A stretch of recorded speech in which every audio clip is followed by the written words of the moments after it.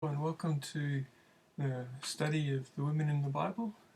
This week we find ourselves in the book of Judges and looking at two of probably the more well-known women in the Bible, that of Deborah and of Jael. We read about Deborah and Jael in Judges chapter 4 and Judges chapter 5. And I'd certainly recommend reading the text adjacent to listening to this study. There's a lot of detail in the text and a lot that can be drawn from these very vivid accounts of women really taking a forefront role in leadership and in the ways in which God was allowing at that time Israel to overcome its enemies. So Deborah appears to have been a homemaker at the time that she is selected for service to her country. She's no aristocratic lineage. She's identified simply as the wife of Lapidoth. Yet Deborah was the only woman in Scripture elevated to high political power by the common consent of her peers. Though her homemaking responsibilities all may have taken a back seat during her service to her country, she described herself as a mother in Israel, Judges chapter 5 and verse 7, before she became a judge. Whether this is a reference to her own offspring or an expression of her spiritual motherhood toward every son and daughter of Israel, it doesn't really matter. In spiritually parched Israel, characterized by rejection of God and by a determination among the people for each to do things their own way. Read Judges chapter 17 and verse 6, Judges 21 and verse 25. Judges is famously a book of cycles, a cycle of Israel going away from God, going towards the pagan idol worship of neighboring countries, falling into great hardship, and then God bringing them back, rescuing them, reminding them of their one true God, and then having periods of prosperity followed by a return to the same cycle. Judges falls in between the post-Exodus period of Moses and of Joshua, and then just before the period of the kings, when Israel again goes its own way and in effect tries to replace God as their one true king, taking the example instead from their neighbours around about them, to great harm in the end.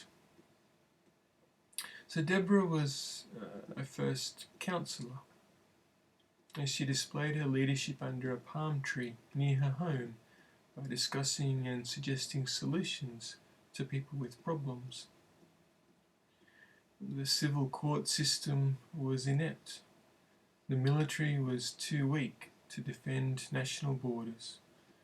The priesthood of what had been a theocracy was impotent and ineffective. Normal life was no longer possible, and thus Deborah became a judge and finally a deliverer of her people in time of war.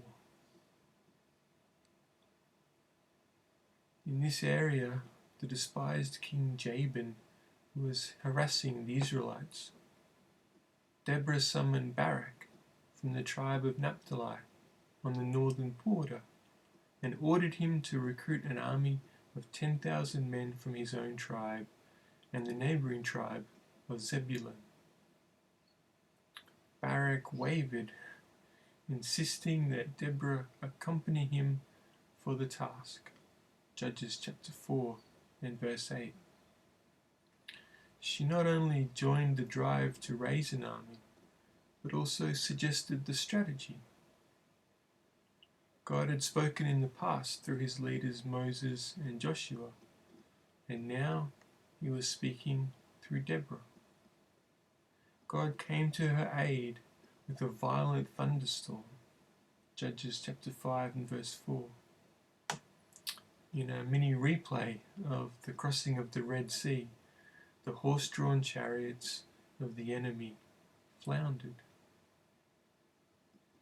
The destruction of the Canaanite power was immortalized in one of the finest specimens of Hebrew poetry by Deborah and Barak, as they picture in a song of praise the events which led to victory for the people. You'll find that entire song or poem in Judges chapter 5.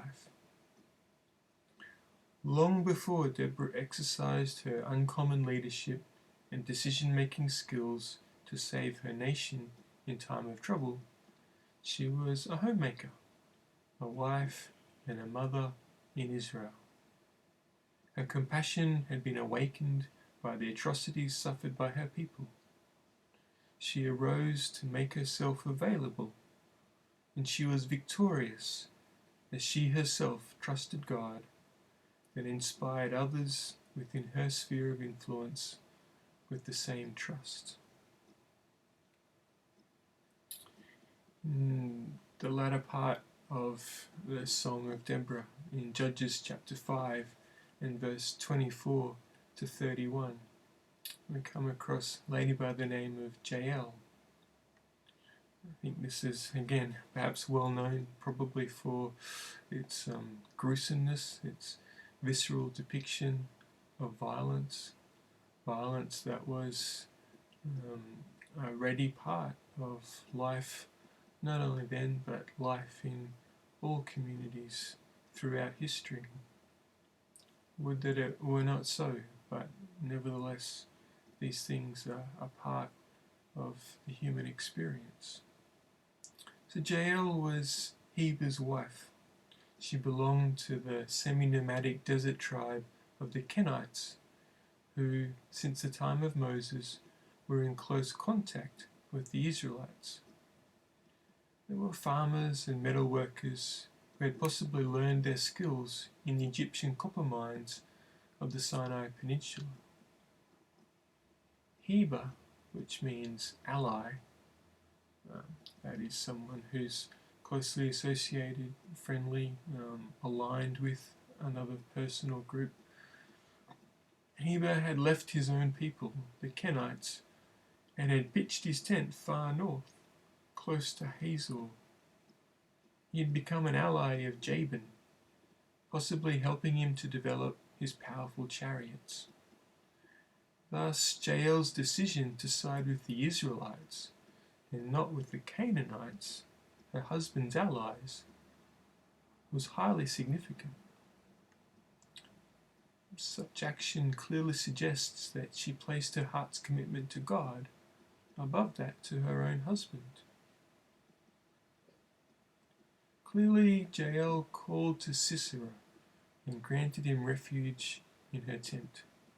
Seems that Sisera was one of the leading soldiers of Jabin's army, in fleeing after Deborah and Barak had routed them. She gave him goat's milk or yogurt. It's still a precious drink for the Bedouins. And she cunningly helped him to sleep.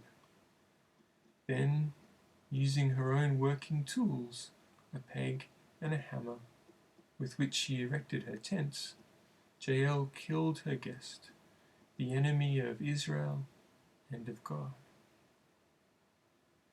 The fact that Sisera sought safety in the tent of a friend and found death is really ironic, as is the fact that he fearfully hid from the mighty warriors who pursued him, while fearlessly trusting himself for shelter to the hands of a humble woman.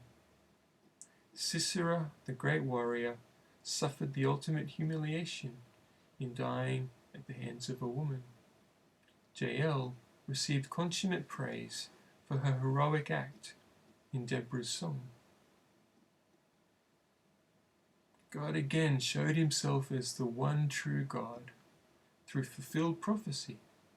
Judges chapter 4 in verses 9 to 21, and then through glorious victory in Judges chapter 5 in verse 23 and 24. Womanhood was honoured as Deborah and Jael were used of God to accomplish his purpose of delivering his people from their enemies. Many thanks.